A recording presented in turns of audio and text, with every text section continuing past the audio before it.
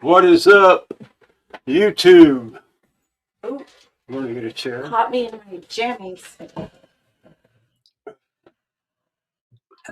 going to join Mab in here tonight We don't have a lot of time because I'm old and I like to go to bed early. Gotta work tomorrow. and I'm old and I haven't even. We We went on a long walk, that 5 mile walk. sorry. I got home. We got home at what, 5 o'clock? Yeah. I took the dog on a walk. Got home. Uh-oh, my computer. Oh, Hold I on. had you set up. Yep. Oh, you know, it just X'd me out. Kicked from studio. I just kicked your ass out. How you guys doing, man? Oh man. I know. Itchy nose. Ricky Beavers! Oh my gosh. Hey, Ricky. What is up, brother? Hey, yo mama, Ivana. Jacob. Yo mama, Oh, Yvonne. you just saw the kitty in the background. If we turn this a little bit, you could see kitty butt. There's the kitty. What are you doing up there, kitty? That's his spot. And we got We Doggo. got a dog Doggo down here. puffing on us. Got everybody here. Oh my goodness. Oh. Poor Lucas. Let's see. Can we see Lucas? There's the dog. There's the doggy. Can't really see him. He's getting his fat head in the way like usual. Okay, Pit Row Mama. Carmela. How's it going, you guys? Hi.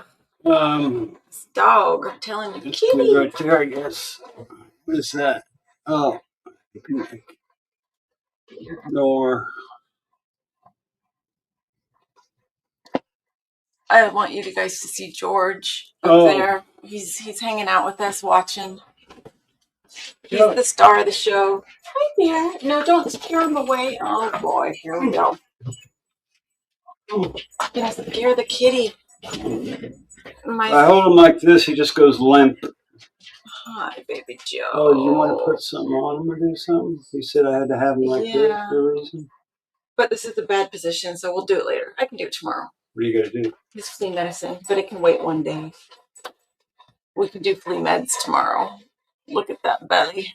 It's a fat cat. Hang on, I can still hear computer stuff in the other room. It's bugging me. Yeah, shut her up. Oh, we scared the kitty. Sorry. Huh? Is that mine? It was the chat on your phone. Oh. He loves his daddy. This damn dog. Gosh darn doggy. Oh, okay, there he goes. All right, we're back. I brought the flea medicine in, but I guess he's gone. Yeah, I could have done it, but that's okay. So, Mrs. Mab was talking about this little pinky ring she's got. No.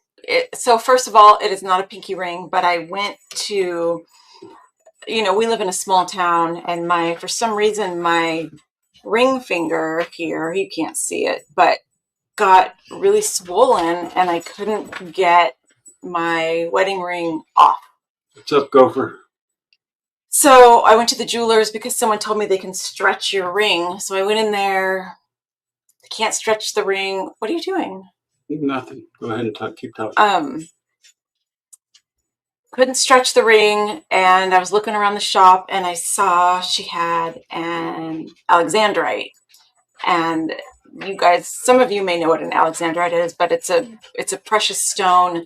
Let me get my soda. You keep talking. They are most famously from Russia. But I fell in love with the stone when I was like 18 because my boyfriend at the time, his mom had a huge alexandrite ring. So I started doing a little research into them, and they're really valuable and always loved them very much. Long story short, I bought one right before I met Mab. It was a present to myself. Sage. It was like just under $5,000 for this ring. So it's $3,800. Well, plus tax. So it was like $4,200 for this little, it's 0.7 carat. You can't see it very well. But anyway, it changes colors. It's really pretty. It's green inside and it's purple outside. And I love it. So the store owner, the jewelry store owner, had one there that was bigger than this and it was cheaper. And I was like, oh my gosh, look at that Alexandra. I love that so much. And it was a lab grown stone, which is why it was cheap. And she was like, oh yeah, those are really valuable now. And I told her about mine, which is pretty small. 0.7 carats? Yeah. So this ring is now worth about $18,000. Or 20. I was like, what? So it's the tiniest thing too. And I mean, like, that's what 20 grand. I'm gonna sell it right now. I can buy parts for my truck. Hell no. Oh, there's the camera. Yeah. It's blurry, but get it closer. Bring it down a little. It's blurry closer. It got oh, it's purple now. So it's green and purple. Like it changes colors. It'll be green. Take it out in the sun and it turns purple.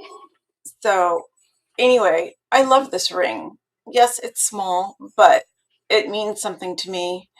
And I was shocked that it's potentially worth 4 times what I paid for it. So then just for fun, we were like, oh, you know, what's the cost of gold? What's the cost of silver right now?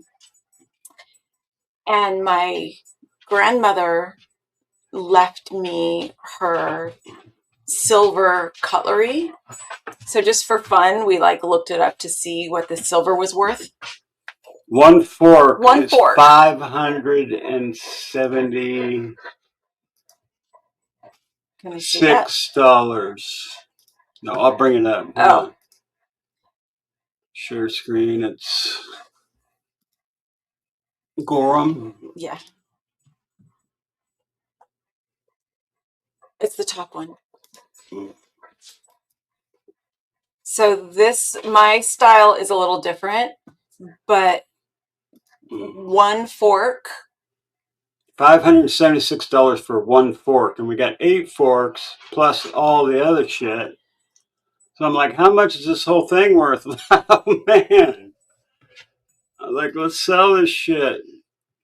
But it'll probably... I was going to eat dinner with it, but I'm like, oh man, $500, $600 fork. But that is so wild. I mean, that was my grandmother's. She was born in 1913. And, you know, she gave that set to my mom, and my mom passed it on to me. And it's like, what else do we have here? What else do you guys looking for a sugar mama? I'm sorry.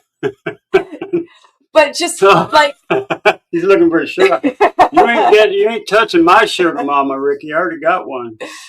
Parts for your truck. Bring some of the bacon and I Sage, lay on my shut ass. your mouth. No parts for trucks. But just like parts for trucks. How many things do you guys have laying around that maybe came from your grandparents, or you bought a piece of jewelry when you were younger and just really like it and held on to it, and now what did we sell recently that you had? Oh, she took a bunch of her gold shit that I didn't think was worth much of anything. It was like a couple bracelets or something. She took it down somewhere. I don't know where she got it. She came back with $4 grand in cash. Damn. This is crazy. It's almost like my crypto. Between a crypto and the forks and knives, we could buy a damn house. I mean, I am typically like not one to brag about finances and things like that. Like we definitely keep it close to the vest, but just to like stumble across like, oh, this little ring that I bought 20 years ago the stone is worth $15,000. Like, are you kidding me? It depends. It depends on the quality and the size. Like this one is not super high quality, but it is How do you know it's not high quality? Because some of the ones I looked at online were prettier. Well, you don't have the little optic thing you look at it with. No, but I mean, I'm going to get it reappraised because it's only insured for what it's worth, the market price back then. Yeah. So I want to get it reinsured. So I'm going to get it reappraised and we'll know. But And I bought her like a 3-carat diamond ring for her wedding ring, right? No. It was what? I wouldn't let you buy it. It's like 3/4 of a carat. She picked it out. I wouldn't buy Antiques Roadshow, that's right. Yeah, because we have some other silver pieces, but we looked at them, pink peony, and they don't have a stamp on them, even though it's 2 of the pieces have a stamp, but the other ones don't. Even though it's clear silver because it's tarnished, it doesn't have, like, we can't tell. But I looked at that silverware, that eating dinner set, whatever, knives, forks, spoons, and all that shit. I mean, if you times that all up, $576 times 8, that's like, you know, that's $4,000 just for the forks. $4,000 worth of forks. Shit. You kidding me? At first I was like, no, that's got to be for the set. And then we opened the link and it was like, that's for one fork. Are you kidding me? Stick me with a fork. A $4,000 fork. Done. So yeah, that was wild. It's just like that. So Jim, your mom gave her stuff to your daughter. Yeah. Hold on to that stuff. I mean. What'd you get, Jim? Hi. Doggo's back.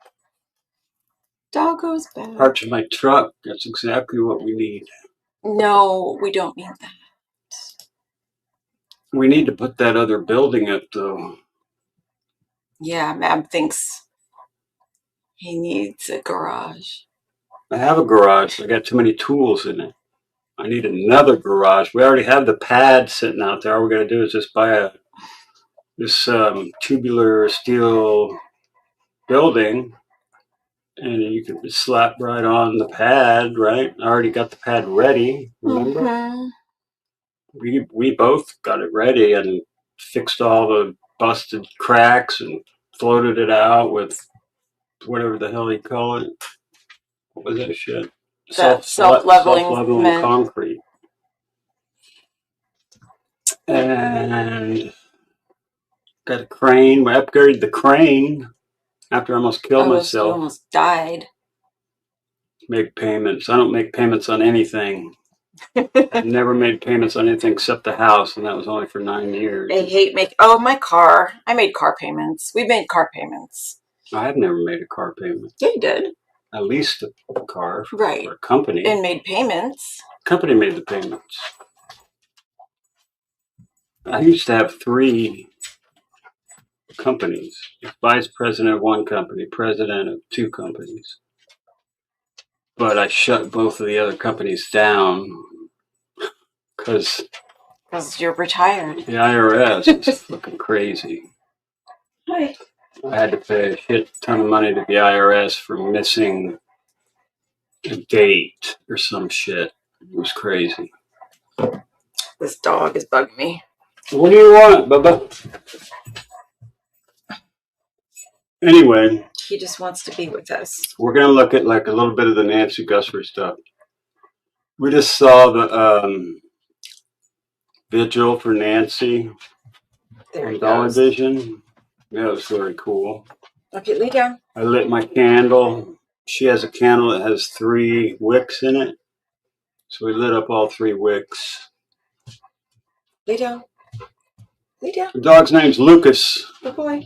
He's 14 years old. That means he's oh, good boy. Means he's 85. 128. Right?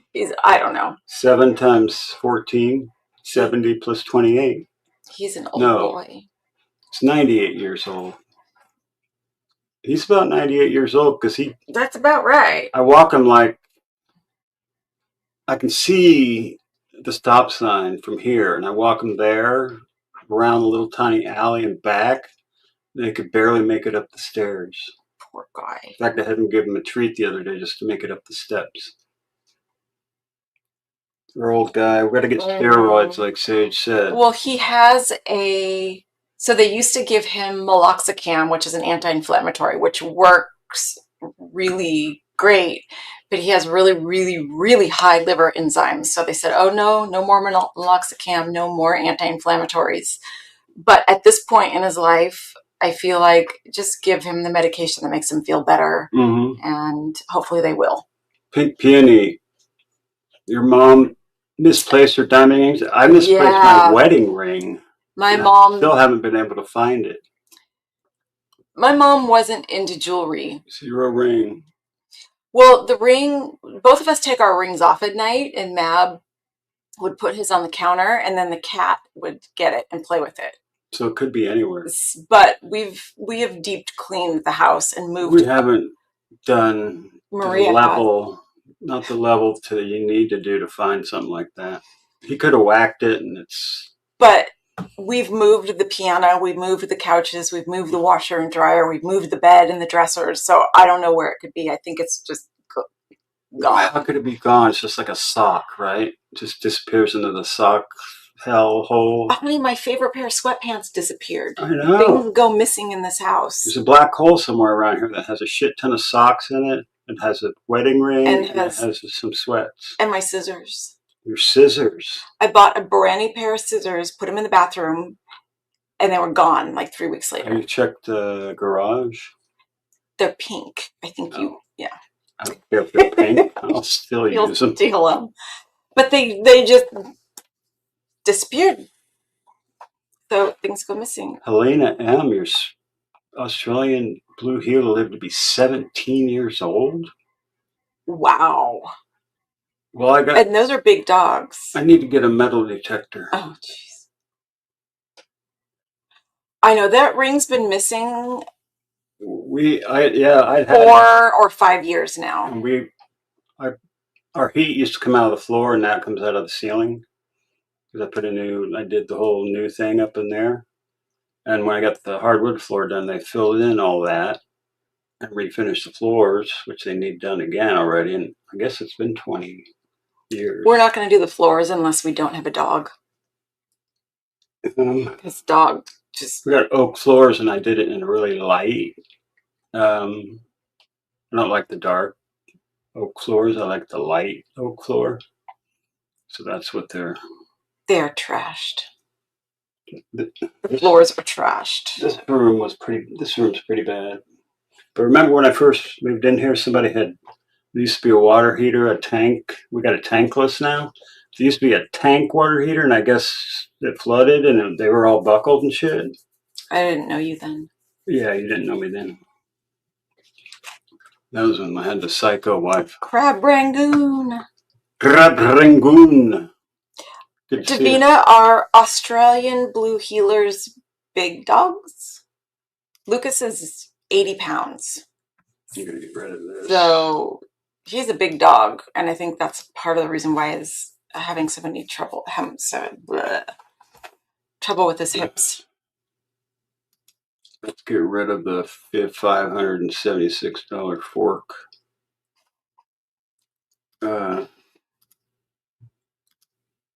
They're not still looking at it.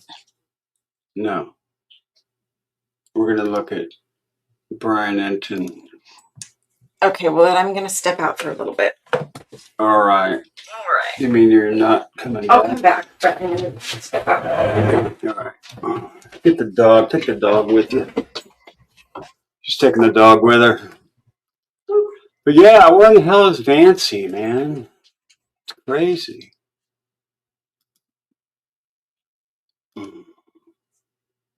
Hey, Donna. Good to see you, dear. Whoa. Hey guys, thanks so much for checking out my show. Really, really appreciate it. Please click to subscribe. It is now day 29 in the search for Nancy Guthrie. 29 days, and they haven't found the person. It is Sunday. I'm in Tucson. I'm in a different spot. This is actually KVOA behind me television. Sorry, this sun is kind of bright, but I'll try to get in the shade to show you guys. This is the the banner out front of KVOA that says, bring her home, obviously referring to Nancy Guthrie. And at the end of this episode, I'll show you guys all the signatures on the banner. There's so many. This is The Mabster family is on that banner as of about an hour ago. The Mabster family is on the banner.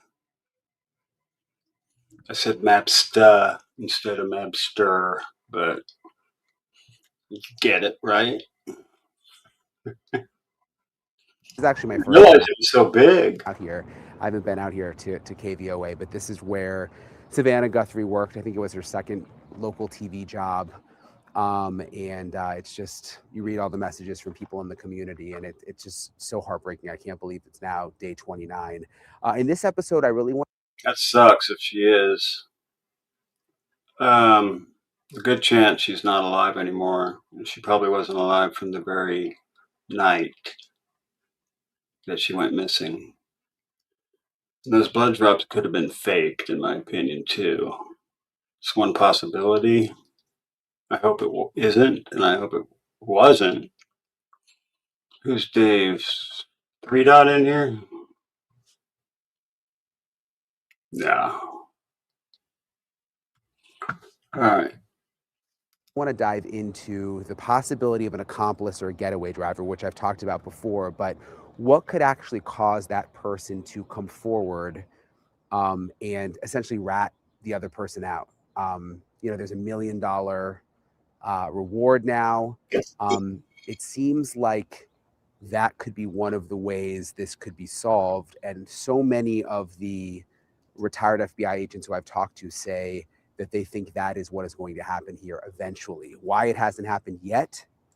When will it happen? Could there be some kind of arrangement made so the person could get the reward and avoid jail time?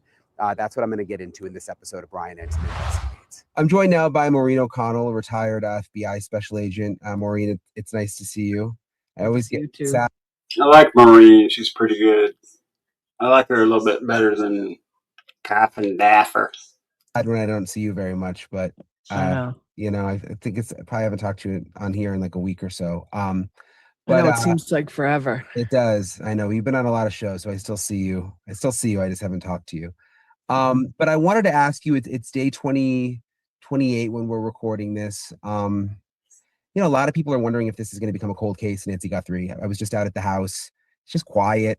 A lot of the media, everything obviously going on in the Middle East, but a lot of the media is left. What happens now? Where do you think things go from here? I don't think it's going to be a cold case. There's $1 million on the table for someone. If you're, and it's part of the human condition. You're right, Ricky. She could be in Mexico. They could get all her medications in Mexico if she went there the first night. She could be getting all her medications. She could be there. But why no ransom, Ricky? Why no ransom? I talked to Ricky the other day. He's getting healthy. He's got his heart problems resolved. Next thing you know, he'll be doing cartwheels. Condition for all of us to be greedy. $1 million is a lot of money. That's going to change someone's world. If there's more than one person involved in this, which I believe there is, they're now in an air fryer, and it's just who's going to jump out first. Flaming blue skies, Sandy Beach. If we put ourselves in the I know minds of the perpetrators here, Brian, you're like, oh, we can't say anything. We're going to go to prison. Yeah, one person's going to go to prison, but we all know if the accomplice comes forward and gives up the guy, there's a really good chance he can get off and get $1 million. He wasn't going to get $1 million from the architect of this whole operation initially, was he? No, he was probably going to get, who knows? I mean, people do. Some volume good for you guys? Give me a thumbs up. Yeah, it could become a cold case. That's true. This stuff for as little as $2,500. So whatever the amount is, and then when the amount went up to $1 million, the heat went up 1,000,000 degrees. I mean, this person is thinking about it, and the other person involved knows they're thinking about it. So the other side of that coin is there's $1 million on the table. They can get it. Apparently, they can do it without being traced.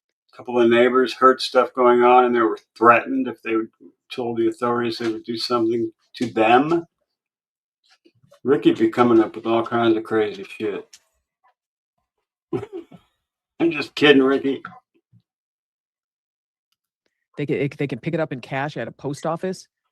Okay, I'm not sure how that would work, but might be able to. I mean, I guess if he walked in dressed like the porch pirate, he showed up on Nancy's porch, maybe. But if that's the case, why isn't someone coming forward?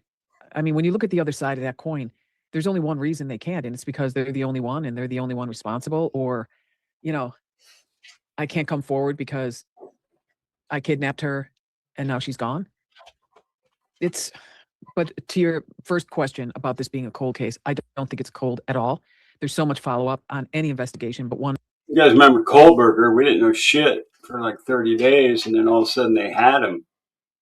Same could be here. Next week, something could pop, right? What I don't understand is why they still have Annie Guthrie's car. Now, if they clearly cleared the family, but if their family is cleared, why do they still have Annie's car? Because it's part of the investigation, which means it has evidentiary value, right? Of this size and this importance, there's a ton of follow up. Everything from subpoenas to bank records to phone records to all the follow up on all the footage that they've collected. And how much footage do you think they've collected? Is there any? It's thousands of hours, is what I heard.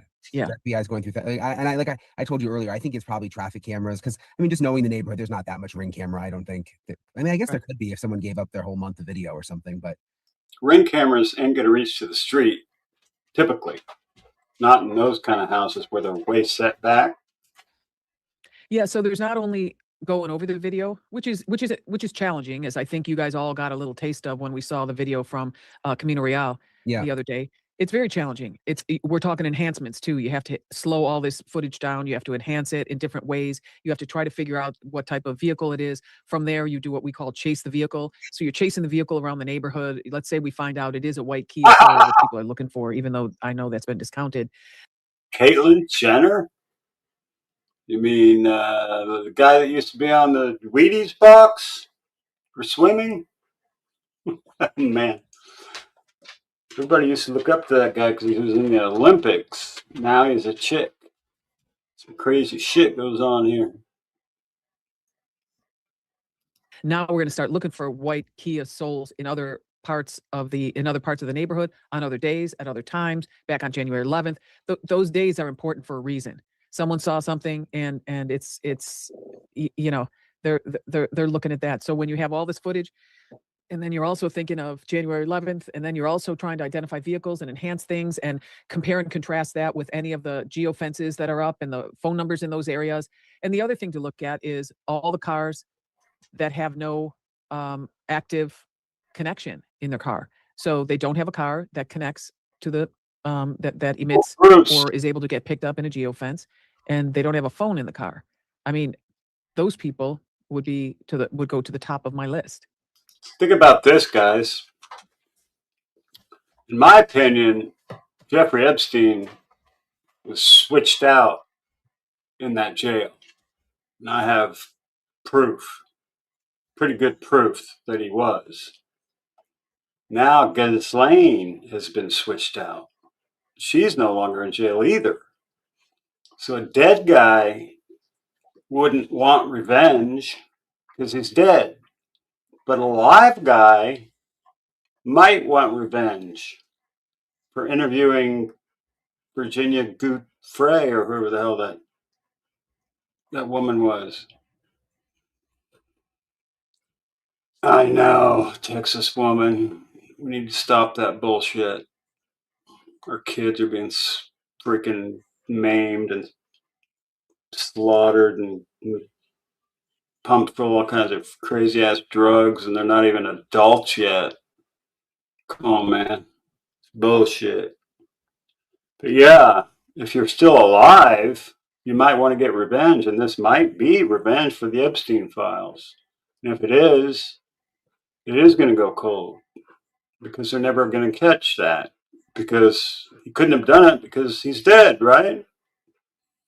Who drives around with their phone off or without a Right. phone? Right. It was like Brian Koberger turned his phone off. Exactly. And that was one of the big things that, was bad for his defense. Because that was the absence of normalcy. Right. Right. When you said that, someone could come forward, it's $1 million now, someone who's, an accomplice, let's say like a getaway driver, like you're not the actual one who went in and, if Nancy was killed or died, would the FBI, do they ever work deals with someone like a getaway driver? Like if the person got a lawyer and came forward and said, I'll give you the info, I want Sure. $1 million, but I don't want to go. Absolutely. How does that work? But yeah, it's not the law enforcement officers that can make that deal. That's the prosecutor. So if it's I didn't hear the about it. AUSA or the DA, whoever has. Oh, I did. Is that why I called you, Ricky? Because I heard you on JLR? I think that is why I called you. Yeah, I heard Ricky Beavers called to JLR, and that's when I said, that's Ricky Beavers. I can tell by the voice. So I called him up, and I'm like, I just heard you on JLR, bro. That's the case. Who's and you could carve that. Crackin' Tony, what's up? I got to send you a story, Tony, about all the corruption in Kentucky. It's crazy. It's like cartel corruption going on in your state, brother. Portion of the case off to, let's say, the DA could carve that off to the AUSA if that works better for them. And some things a lot of people don't realize is when you're in a task force environment like this, we do carve things up and we carve it up nicely. For example, you've seen how the FBI is handling the ransom notes. They're handling all the technical data, and the sheriff is handling the DNA and whatever else. Now, when it comes to prosecution, we can carve that up too, to say if who can hit this perpetrator the hardest, who can give him the most jail time, are the state charges tougher than the Fed charges or vice versa, and you just have these discussions, you have these meetings, and you figure these things out. The same will hold true when you're trying to make a deal. Hey, the feds, can you guys give this guy a great deal if he comes forward? It's going to be his lawyer that's going to reach out to the DA and or the AUSA to try to start a conversation. And, that's what we're hoping right now. But there's no way this case is cold because way too many people are just too tied into it. Every single solitary cop on that sheriff's department, every FBI agent that's touched this thing, they want this perpetrator brought to justice. Yeah, Ricky, I was listening to a podcast from Kentucky, and man, there was a guy that had 1,000 head of cattle, but he had this auction company that was reporting he had 100,000 head of cattle, and they were washing money through there from the cartels. And it goes all the way up to the government that's running Kentucky. So I don't know how you stop it, but damn. And they'll never forget. I mean, if you look at going all the way back to Whitey Bulger, he was on the lam for 16 years. We were always looking for him. We never stopped. And then we finally got him. What do you think the pressure is like for the agents? I mean, knowing that, President Trump has brought up the case, obviously Kash Patel talks about it. Like, does that impact the agents working it? Is there a heightened sort of like, we gotta solve this? No, but it will let them know that if we need more resources and we feel it's necessary and we can write it up, we'll get them. So in that regard, it's good. But we always try to just block that out as noise. We're just going to do our work and, keep everything else out of it. Because we're always thinking about doing what's right for the victim. And when that's your goal, and no matter who the victim is, I mean, even if the victim is a criminal, we have to do whatever we can and do what's right to help them. But in a situation or a case where the victim is the most vulnerable in our community, like a baby, a small child, an old person, then, you really tend to put a little more heart in it. It's like team sports. When you're on the team, do you always play hard? Yeah, you always play hard, but sometimes you play a little harder and you can't help it. That's just human nature. What about the FBI sending, agents back to Phoenix, which is like 2 hours away? Is that a bad sign? Not to me, because I'd rather be working from my office, because the FBI has a bunch of closed systems. So we can't just jump on the internet and do all this stuff. I mean, you can for certain things, but a lot of our stuff is is very sensitive. So we like to use the FBI systems that are closed to all outside sources. And so it's much easier to work out of a big division or a big office and have everything that you need. You've got the evidence room, you've got access to the cast team, you've got access to everything that you normally would have when you're working an investigation, instead of doing it a little bit on the fly with a laptop and meetings and zooming in, and you can't do a lot of things on Zoom. And so I think it's actually good. It'll give them a chance to, because there's a lot of this work is just elbow grease. It's just hard work. Just gotta, get down to the work. It's like doing your taxes. You just got to do it. You got to go through it. You got to push. Do they ever bring in a whole new set of, I mean, like if you're an agent working a case and it goes unsolved for a while, will they? Just reminds me of Samuel Chen. He's an investor who invested in Zoom. He funded Zoom before they went public and made all that money. He invested in a company I worked with. I was the vice president of intellectual property, and a buddy of mine was the CEO, and we got $5 million to build a phone app. And this dude, well, he's probably watching. He subbed up, so I better not say anything. Never mind. Sorry, Pete. Will they ever cycle out with a new team to come in, kind of like just for a fresh set of eyes? Probably not a team, but the case agent is the person that has the ticket or has that case, or a squad. There's always going to be new people coming to the squad, and some people transferring off the squad, whether they're going to another division, going overseas, going to whatever.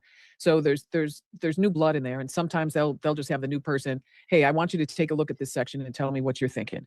Or you have a squad meeting about the case and you talk about everything, and you redirect, you pivot, you try something new. You're always thinking about new things. Then you set up a meeting with the Pima County Sheriffs. Hey, we've got this. Do you have anything that dovetails to this? What can we do together? Is there anything we can do to augment what you're doing? Is there anything you can do to augment what we're doing? Is it good in some ways if the public moves on? Like, because, with so much attention on it, every little thing they were doing, the media's picking up on. Is it, in some ways, is it good if there is not that much attention for a while? I just did the math on that little fork thing, and if every piece is probably worth like $500, it's 48 pieces. It's $24,000 for silverware. You look in your silverware drawer, 25 grand. Oh man,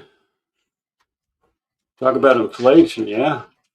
No, well, I think it would have been good if there was less press in front of the house when they were trying to do all their investigative stuff.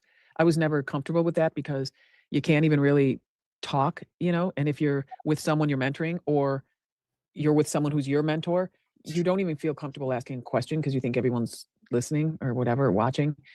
Hey, Ricky, you want to come up and tell us your theory on this case? And so I like to have a little more autonomy or a little more freedom when we're actually working a case, because it's such a great place to learn. And I mean, even though people there are all highly, highly trained, it's still a great place to learn. And sometimes I don't know, I was just never really comfortable with people breathing down my neck, so to speak. And you're the one breathing down people's necks, Brian Ensign. I know, I feel bad. It's just my job though, I know. But even with the drones now, it is like we can see everything. I mean, back in the day before drones, I remember you'd have to have the chopper up, and that was only up for a little while. Now you can keep the drone up and we can keep an eye on pretty much everything they're doing. It's crazy. It's so much worse now than it was. Do you think so? That's difficult. Yeah, I thought about that, because when we follow them around the backside, I'm like, they've got to hear the drone and just be like, oh my God, like, we are not listening to what they're saying, obviously. Right. Do you think they did enough at the scene? I mean, last night I noticed, late last night, the deputy finally left, so there's no longer a deputy guarding the house anymore. It's just I want to talk about that for a second, Brian, because no one even knew that guy was there. No one even knew they were guarding that until you mentioned it the other day. I was shocked. Everyone said, "Oh, they just released the scene and it's a free for all." Well, it was a free for all initially. Like when we got the video of the blood on the front steps, they released the scene. Like then they left. There was no one there for those first couple of days. It was just like a normal house, back again. But then when everything started to come out and the FBI got involved, like day 3 or 4, then they came back after we got that video and everything. And there's been a deputy there around the clock since then, up until yesterday when they officially said, okay, it's now back in the family's control. So I don't know what they did on their search of that house. They could have done an outstanding job. I don't know. One would think that they would have more DNA if someone spent 41 minutes in there than, just corrupted DNA or whatever, or like a mixture. But I'm hoping that they did a really outstanding job. And, go back to Koberger and go back to all these other cases. They always had way more than they let us believe they had. Yeah. And I've never worked a case where the press got it right. We always had way more than anyone knew. And you're proud about that. You're proud that you've been able to, tamp that down and keep it under wraps, because it's important for the preservation of the investigation. The person you have to think about every day is Nancy. Every day you think about Nancy. What would be the best thing we could do for Nancy? Just keep your mouth shut, work the case, bring it to a logical conclusion, and find out who did this. Yeah, and I've wondered some of the stuff that even the FBI has released. Like, it was federal sources who said that one photo came from earlier and it wasn't from the same day. Remember the two photos from the front? Yeah, and then which kind of surprised me. I actually thought that photo, if you and I were to put money on it when we first saw it, I would have said that photo was from after Nancy was put in the vehicle. He came back without his backpack on, and he was checking to make sure he didn't drop anything. Nope.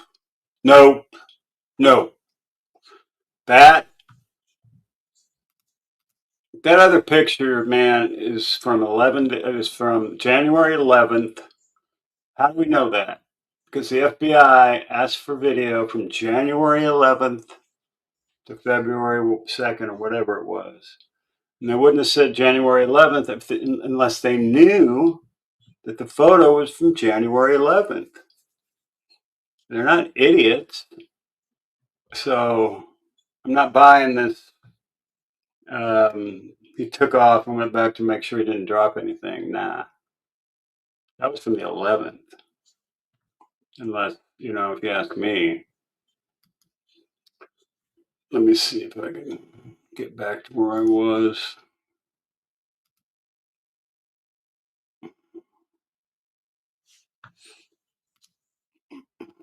But see, I was wrong. Well, yeah, I mean, the sheriff is insisting that they don't know still, that it could be from the same day, but I actually have one of the federal sources, and I believe that it is going to be from a previous day. I don't know this part, but I think it's going to end up being the January 11th day. Yeah. Because they were asking it just makes sense. They were asking all the neighbors for video. Exactly, Brian. From that day. So they must have known that he was there that day, Right. Which is weeks earlier, which it's interesting with the neighbors. They were really creeped out by that. Like, just like knowing that this guy was casing the house possibly for It's super creepy. Yeah. Especially if you consider what if he was casing 4 or 5 of those houses? Yeah, right. I would have my house locked down with cameras right now, and the street. If I lived on that block, I'd be getting cameras on the street to see who's driving down my block. I'm about to add some cameras to my setup. I got 1 for wildlife, 2 for the front, but I don't any for the back. Moto Mom, what's up? Good to see you, darling. And another thing that people do with cameras, because my company does security threat assessments and cameras and stuff like that. Everybody always puts a camera from like up here. You have to put one up here and then one like down here, because when a bad guy sees a camera, they always turn down to the other side, and that's where we always hide a camera. So when they turn away, we get a much better. Good idea. Yeah, I never thought of that. And always get. But the same holds true for the cameras on the street. You want to get it where you can see the vehicle and see what kind of vehicle it is, but you also want one that sees the tag. And you're going to want to see one that's going to see the tag from behind, because not everyone has tags on the front of their cars. Is Arizona a state where they don't? Hey, Moon, what's up? What are you doing? Don't have to have a tag on the front. Is that correct? I'm in a parking lot right now. No, they don't. At least the ones I'm looking at out here, they don't have to. Do you have to in California? Yes. Yes. Yeah, in Florida, where I'm from, you don't either. Yeah. So then you have to position your cameras in such a way that they'll capture a tag from the rear of the vehicle. So do you? I mean, you've been working on, not on the inside working on it, but we've been talking about this case for a long time now. It's been almost a month. Do you have one theory that you're holding on to? I mean, is there something in your gut after all you've learned? Yes. She's not going to tell us. Are you allowed? I'm not going to talk about it. No. Okay, it's still the same thing you don't want to talk about. Yeah. Okay, interesting. Yeah. Sheriff did it. I think a lot of people. Kidding. I still don't know what to think. I really don't. Someone asked me outside the house just now, like, so what do you really think? It's just, I don't know. It's so mysterious. I sit outside the house and I look at the door and I just think about like what happened here early on February 1st. I still don't know what to think. There've been a couple of days where I wake up in the morning and wonder what in the hell happened. Because if she was alive, they would have sent proof of life and got the money. So she can't be alive, right? who in their right mind would kidnap somebody and never show proof of life and never get any money? Unless they just wanted an 84-year-old slave to freaking watch TV with or something. You know what I'm saying? Who's eating steak? I get my half cow tomorrow. Oh my God. I want to get a half a cow. Free bird. I'm as free as a bird now. How about you? And this bird you cannot change. Whoa. Because there are just too many competing portions of this case sort of colliding, it seems like. And it's you know, like in the even in the Koberger case, or the Idaho case, I should call it, because I don't want any credit. Even in that case, it was pretty clear to me from walking around the back of that house where it happened, that someone was stalking one of the girls and went in there to do what he did to them. And then it turned into a fight. Oftentimes it ends up being a lot more physical than you imagine. And so it turns into a fight, and then he wakes up the other people, and now he's in a fight at the next landing lower. And then, you know, he was exhausted. The reason he probably didn't notice that roommate downstairs was because when you're in a situation like that, your eardrums are pounding. Like, have you ever been in a situation where... I love Leonard Skinner. I know all the songs too, and I can sing them. Give me 3 steps, mister. Give me 3 steps towards the door. all you can hear is boom, boom, boom, boom, boom, No, boom, I don't boom. think I have. You wouldn't even... You haven't? What do you mean? We're gonna have to when you're really scared, or you're in a fight, or your heart is pounding. Yeah, I've had that when it's, and you can just feel it. Yeah. You can feel it in your eardrums, just pounding. And so we all haven't been when that FBI happens, agents, Maureen. We all haven't been in. Is that sung by Leonard Skinner, the old man? Played the guitar, the old man. What's that? I know it's a great song. Thank you, Indy Moon. He's in the other room, plays music. In heart-stopping situations like you. So yeah, we may have to test your metal a little bit here. What was that song? Something low. I'll think of it. Brian, maybe get you out on the range, and we can charge all your viewers that love you so much, all those kind women. Come out and see Maureen scare Brian really badly. You guys can all comfort him when it's over. That would be too embarrassing. That would be funny. But anyhow, what are you getting at though with the pounding? What do you mean? I don't think the offender in the Idaho killing case could hear her door squeak open. I still think there was an accomplice in the Idaho case. Why? Because as soon as the first thing Kohlberger said was, had anybody else been arrested? Why would he say that? Why? There's no other reason than that he had an accomplice. I thought Brian was gay.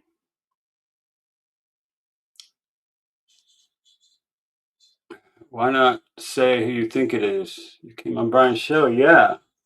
Open, or was you just get tunnel vision a little bit when you've been involved in a fight, and then another fight, and then another fight. You know, he was just trying to get out of there, and he was probably breathing very heavy, and his ears were pounding, and you become hyper focused. So that's what I think happened there.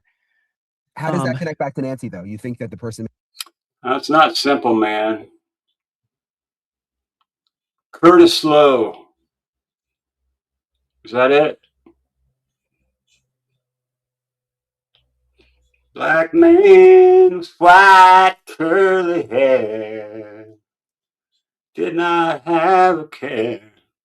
Used to lay across his knee. Right? Curtis Lowe. They may have been in the same state. Well, no, what I'm... Play a song for me. saying is, with that situation, everyone was saying, well, how could it be with 4 people? There had to be 3 people in there all at once. No, that didn't make sense to me. You always go to start with the simpler version. Now of Curtis Lowe. what could have happened. That's the one. I love that song. Simple Man I like too. I like all the Skinner songs. I used to listen to Skinner, Led Zeppelin, Blue Oyster Cult, Journey. That Journey dude was put a YouTube video out just asking people to come and visit him while he's in the hospital because no one gives a shit, I guess. They're from San Francisco. And why did it happen? First of all, if you start asking why would this happen? Why would this be of value to anyone? Who would gain something from this, and what would it be that they would gain? So when you start from that type of mindset, you can oftentimes find an easier path of what happened or what you think happened or what your theory is or a working theory or starting theory or whatever. But there were just too many strange things going on. And now that the ransom notes have been debunked, it sort of clears the path a little bit. The fact that no one's coming forward for this $1 million when they can get it, it's, you know, if you can get it I gotta go get Miss Mab. I ain't letting her off the hook this easy. in cash, it's tax free because there's how they got to find out who you are. Right. You know, that tells me it wasn't a kidnapping, that it was a murder. We're getting off that. Well, because And a if you're gonna- kidnapping, they would have proof of life and they would be trying to get something, right? Absolutely. I mean, that's the whole point. The whole point. Right. It's like opening a restaurant and never serving food. No one's going to do that. It doesn't make sense. Yeah. So it's more of either a murder or like an abduction. I just didn't want Or a murder where somehow the offender's DNA got someplace on her or something like that. Or, you know, I'm still operating under the assumption that he had a talk with him to maybe to roll her up and carry her out. I don't know, but time will tell. And I'm still praying that she's being cared for someone. But those Was that Steve Perry that was making that video with the very high voice? I'm not sure if it was Steve Perry or not. hopeful thoughts are diminishing with no one coming forward for the $1 million. Right. I interviewed this local detective who was in that he's retired now, but he was in that area for a long time, working that area, and he worked burglaries in that area. I And saw that.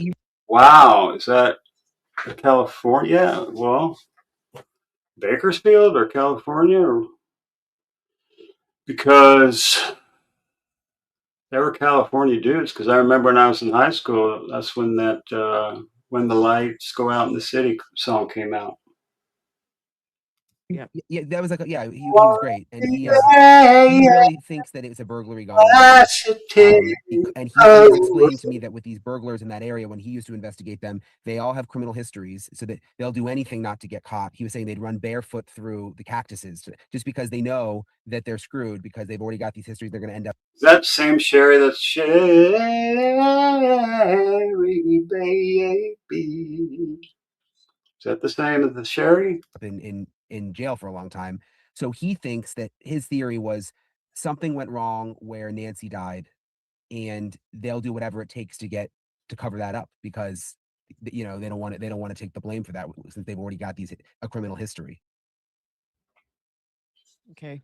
I mean, his theory is as good as anyone's, I guess. Yeah. I mean, he worked that area and he sounded very squared away.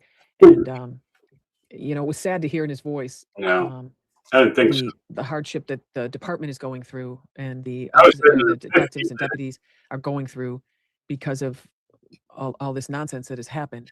You know, I just hope that the sheriff turns out to be some sort of genius that outsmarted all of us. I really hope that's the case. I kind of doubt Nanos is a genius. How about you guys? You think Nanos is a genius? Frankie Valley, yeah. Thanks, Jeff Twins. Good to see you. Well, he's if been so, quiet I'll now for a while. apologize. But also, I'm drinking my homemade soda that I make with the Soda Stream, and I put concentrated electrolytes in there. So when I sweat, I don't cramp up. So I've been walking 5 miles a day. I didn't cramp up today because it was a little colder. Good to see you. And I didn't hardly sweat on the walk we did today. Plus, it was the third time, and I'm getting stronger. I mean, I wasn't like like I was the first day. he was Maybe they told he hasn't been doing the interviews and stuff like he was. It's he's kind of What's gone about- into hiding. Yeah.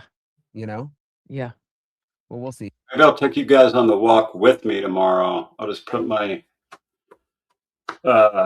yeah, you can cuss. I'll put my chest strap, phone strap on. I'll stick my phone in there, and then I'll turn on the live, and then I'll do the walk, and you guys can see all the cool place where I go walking. It's awesome. There's like all kinds of wildlife out there. See, Maureen, it's always good to talk with you. You too, Brian. I appreciate you. Yep, I appreciate you too, buddy. Bye. As always, I really appreciate Maureen for talking with me, and you guys for checking out my show and subscribing. Everybody. There's the banner. I didn't realize it was so damn big. Tay, Miss Tay, who I just subscribed to, was doing that vigil out there. She's such a sweetheart. She's been cooking for these YouTubers and news people. Subscribing, it's Oh, what time? Huh. What time when I do the walk? Usually I'm going to try to do it at like 11 o'clock, 10:30, 11 o'clock Pacific. awesome. I really appreciate it. I want to read you guys some of the messages on the Bring Her Home banner. There's a really nice picture of Nancy. I think that was the one I can saw. see holding you in our Where's the Mabster one? hearts. God bless you and your family. We all have had a mother. Bring closure to this family. Bring Nancy home safe. We are praying for all the family. Praying for you every night. You come home, never stop praying till you're home free. Have faith and hope. Prayers for the Guthrie family. Prayers for the Guthrie family, and many prayers for Mama Nancy. Tucson Appliance is here for you guys. God is with you wherever you are. Minnesota is praying for you. Someone from Minnesota came out here. Prayers and positive thoughts. Bring her home. So many messages. Praying for Nancy and family. God bless you. Nancy, the Lord will bring you home to your family no matter what. Annie, Cameron, Savannah, Tucson is with you. Mostly what God does is love you. Praying for your safe return. So many nice messages. Thinking of you, bring home Nancy. Guthrie family, our community is praying for all of you. We stand by you, prayers. You can just see how We got prayers from the Mabster family out there too. big the banner is out here. So, do you mind if I talk to you? You don't want to? Okay, no problem. It's a nice lady I met. You're from Miami though, yeah? Yeah. No, I understand. So, anyway, that's the latest from Tucson. And I'll talk to you guys later. Well, that's it for the Guthrie case, but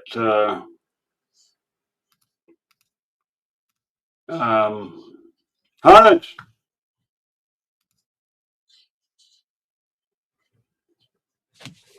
let me get hurt.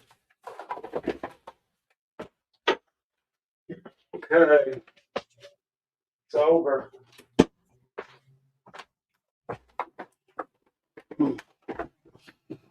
You can hang with me for like 10 minutes, right? Yeah. I've heard that interview already, so I didn't want to listen to it again. 9 minutes and 20 seconds. What do you guys think about Iran?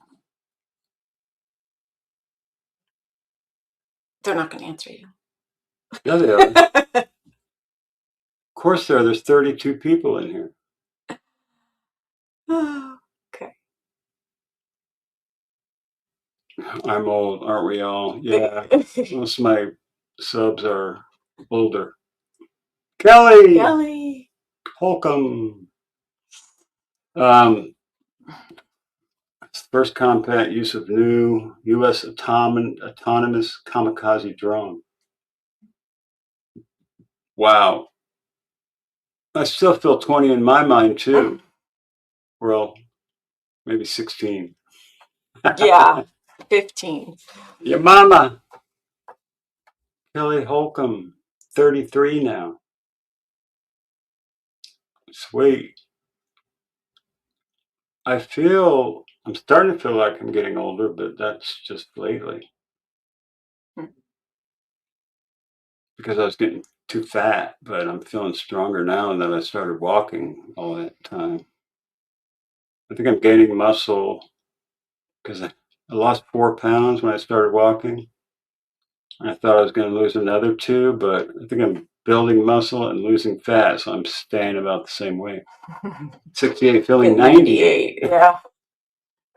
I don't feel too bad, actually, for 63, right? Right.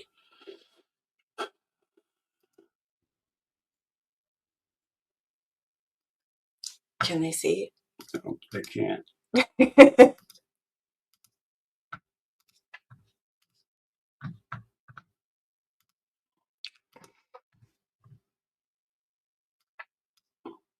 We are going to destroy their missiles and raise their missile industry to the ground. It will be totally, again, obliterated. We're going to annihilate their Navy. We're going to ensure that the region's terrorist proxies can no longer destabilize the region or the world.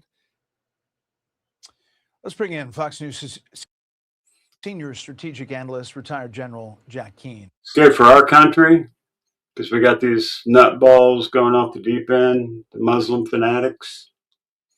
I think somebody went off in Texas, but I haven't heard of any other ones yet. General, thanks for being here. First of all, your take on the operation so far, what you've heard, what you know about it. I'm not scared of nothing. Sleeper cells. Just don't go to concerts. Don't go to big gatherings of people. I don't like that shit anyway. Since I've been to all the concerts I want to go to. I've been to like 500, I don't know, 100 concerts maybe. Yeah, well, certainly I think it's exceeding expectations for sure. A couple of things. Obviously, this operation was planned to begin at night, but given the opportunity that these leaders were meeting, the Israelis contacted the Americans and said, we have a real opportunity here, even though it's Shabbat Saturday. Normally they don't do things like this on a Saturday. It was They happen to have all of our implanted spies knew that they were having a meeting with all of the higher ups. So they sent a message that said, go time right now, middle of the day. So they had to move to take out that leadership like that because they were having a meeting with all of them. Ramadan, we really have an opportunity to achieve something they've wanted all along, which is the degree of tactical surprise. And they were able to achieve that. And what a way to begin an operation by taking down the supreme leader, Ayatollah Khamenei. Ayatollah Khamenei. Wasn't the first Ayatollah named Ayatollah Khomeini? This is the second Ayatollah, isn't it? Because he was old in 1979, so it couldn't be the same one. And also 40 of his cohorts. Listen, the Israelis have started something here. Military base in Seal Beach, SoCal, San Diego. Yeah, I'm worried about the churches. Goddamn Don Lemon busting in your churches. That's new to warfare. Warfare is fundamentally a test of wills. And you're using force to break your opponent's will. And the sooner you can do it, the better you do it, the better it is. And this is the third time they've done this. They did it with Hezbollah, decapitating their leaders.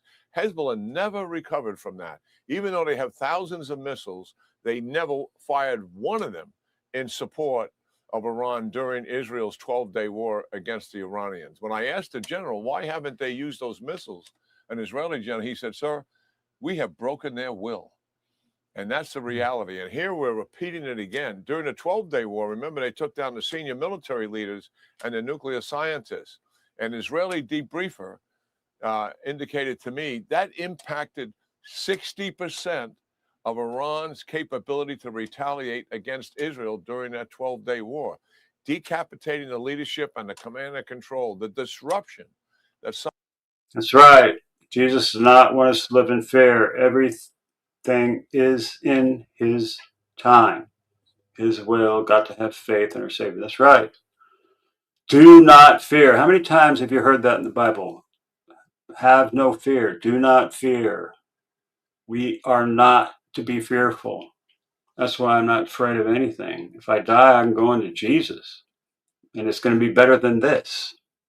I just don't want to lose Mrs. Mab. I don't want to, if we go, I hope we go together because,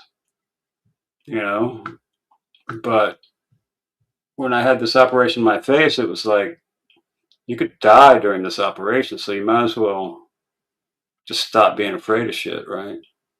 Why be fearful? There is nothing to be fearful of in life because death is better than this life.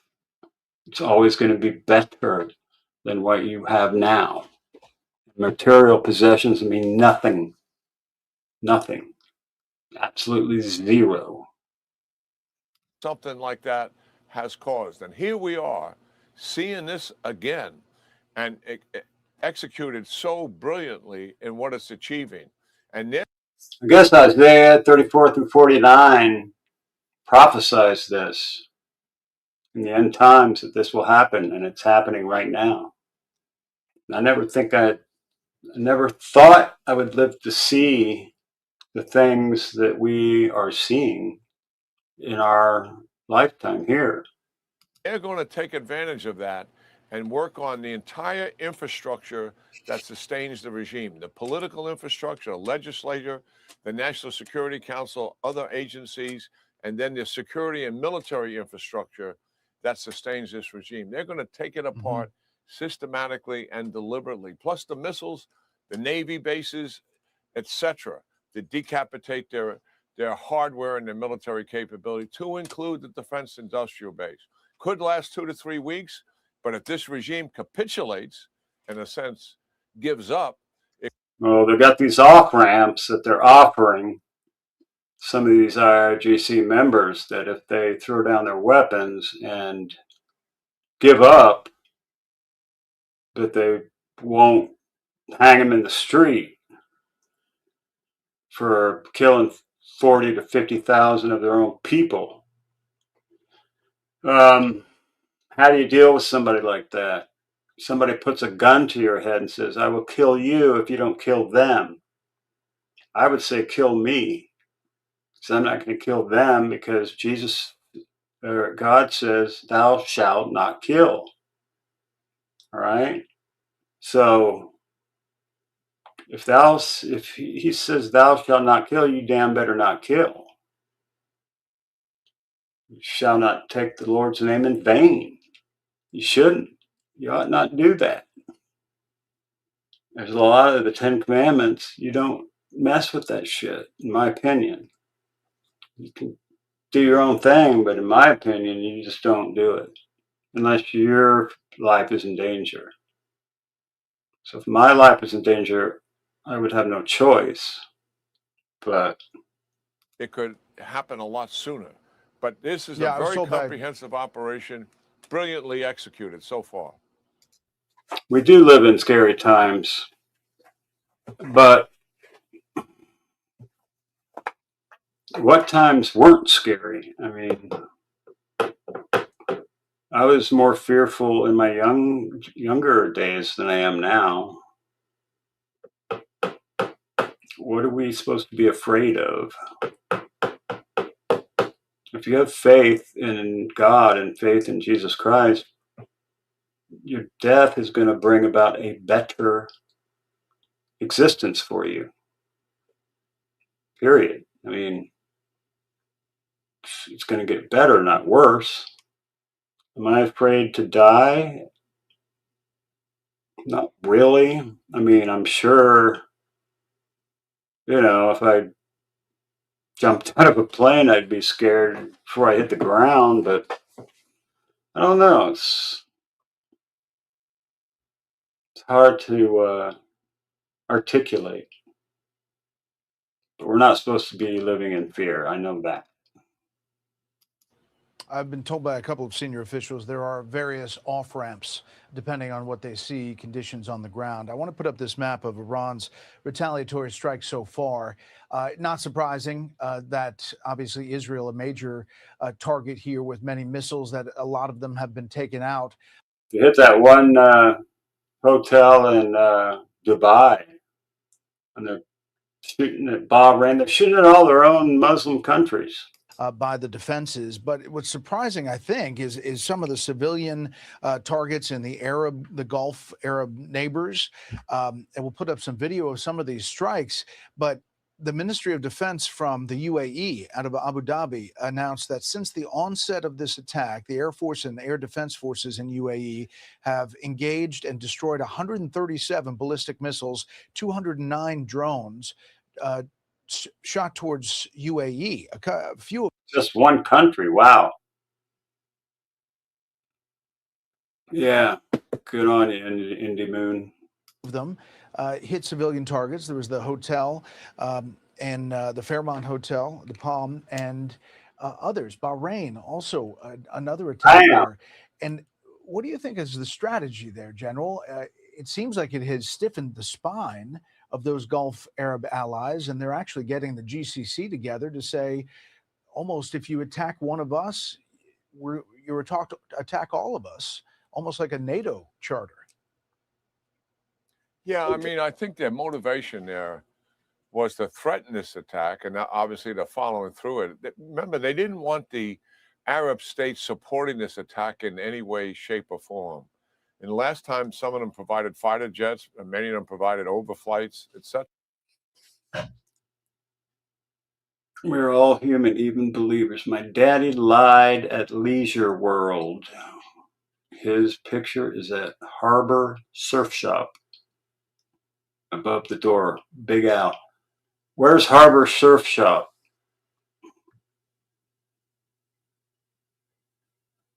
He lived at Leisure World. Where's Leisure World? Of their territory. They didn't want any of that to be done. But the reality is those states, many of them have our defensive systems that they're using. And you're absolutely right. I mean, publicly, they were against any operation taking place against the Iranians. Why? Because they were trying to forestall an attack. Privately, they were all in. Santa Cruz Surf Shop is my buddy, Danny Keith, one of my clients. And his son lives at my place over in SoCal. So that was the main surf shop here in Santa Cruz. All of our Santa Cruz surfers, Pleasure Point. Then up north of Santa Cruz, got Mavericks, which they do the big wave surf competition, where the waves are like 50 feet tall. You know what I'm saying? Huge. Yeah, we're locked and loaded too, both of us. And I've always been frustrated by that, to be frank. I mean, I think they should speak the truth and stand up for their principles of what's going on here. Yeah, publicly and privately say the same thing. But yes, you put your finger on something that's critical here. They are coming together. And believe me, if Iran gets off the board as the evil influence they've been in this region, those Abraham Accords are likely going to kick back in with Saudi leading the pack on this as one of the enduring outcomes of what's in front of us. I'll be right back. I got to go grab something. I just forgot what it was. Don't you hate that?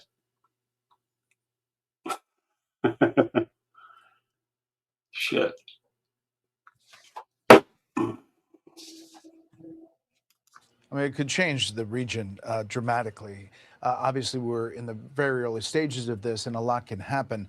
General, just talk for a second about the decision-making here by President Trump and what that took in the face of naysayers in his own party and other places, and what it potentially means for other countries like China and Russia, and what it signals to the rest of the world. Yes, well, I think there's been a lot of talk about what options and the rest of it, but the truth is, there's only been one major plan, and that is the comprehensive plan that we're seeing unfolded with the Israelis and the Americans, who are the two most proven militaries in the world, actually working together in a common objective here. Limberdick City. So Lumberdick or Linderdick? Linderdick. That's funny.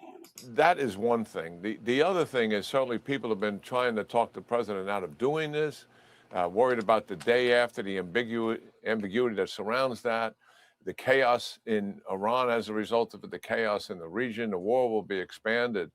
The president looked at all of those negative things, just looking at the number of rockets and missiles they have.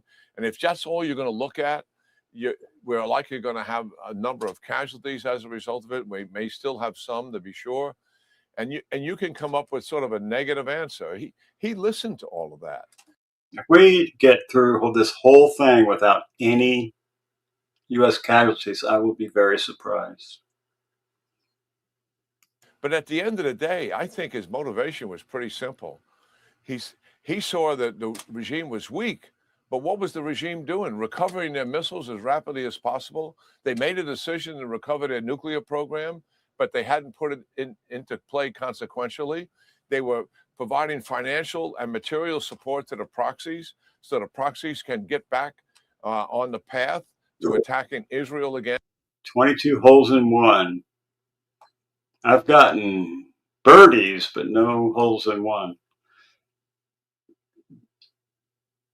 Oh, we have lost 3 service members. I didn't know that.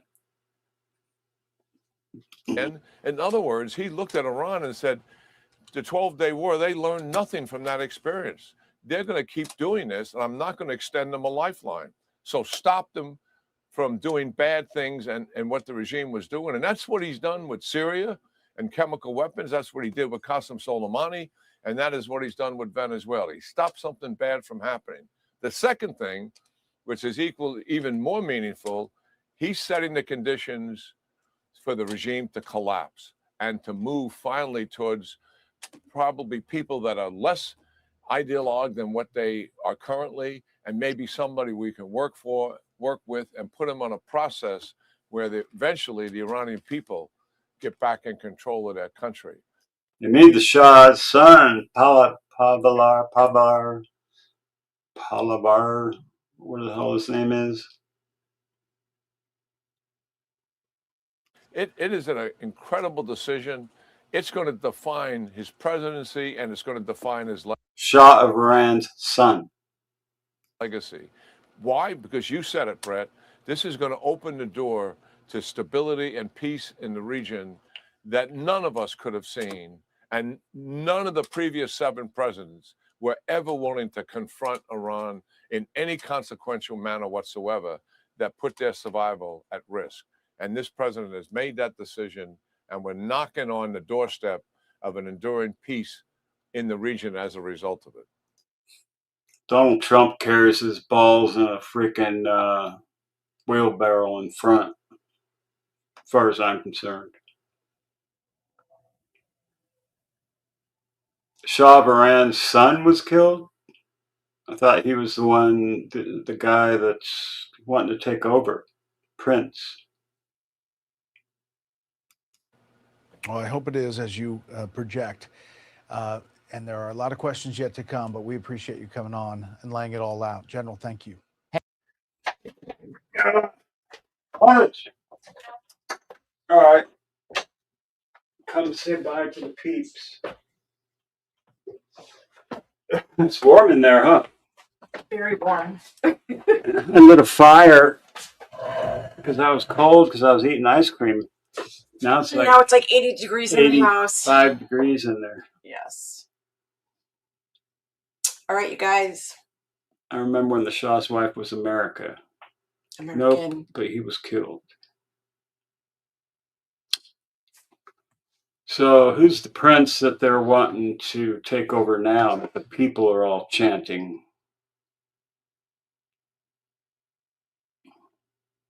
I don't know. I have it on the tip of my tongue. But Did you just end it? we got to hit twice. I didn't know you ended. It's not over yet. It's not over yet. Oh, I thought you have to just hit clicked this, right? end It says stream. end I'm like, stream. we didn't even say Watch. goodbye. Watch. Wait. You got to hit that, Okay. and it'll end. But if I click over here, it just goes back. It's Okay. still on. It's called technology.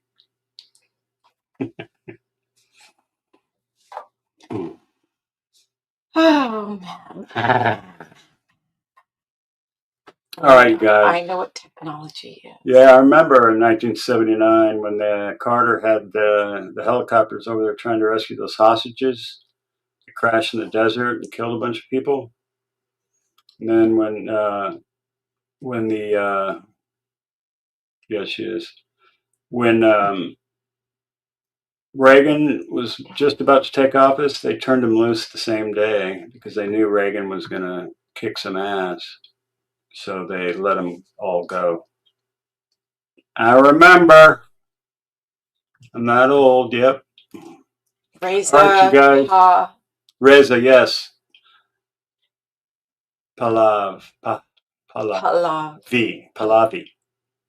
Reza Pahlavi. So the That V was is Pahlavi. I don't know. Maybe you say the V part. Dreaming, blue skies, sandy beaches. It's a cool name, but the long chatter, I'll tell you that. All right, you guys, peace. We are out, and we will probably see you mañana. Okay? That's tomorrow. Peace. For those of you They know what that don't. mañana I'm means. kidding. All right. Good night, Que you guys. tengas un buen la noche. Peace. Good night.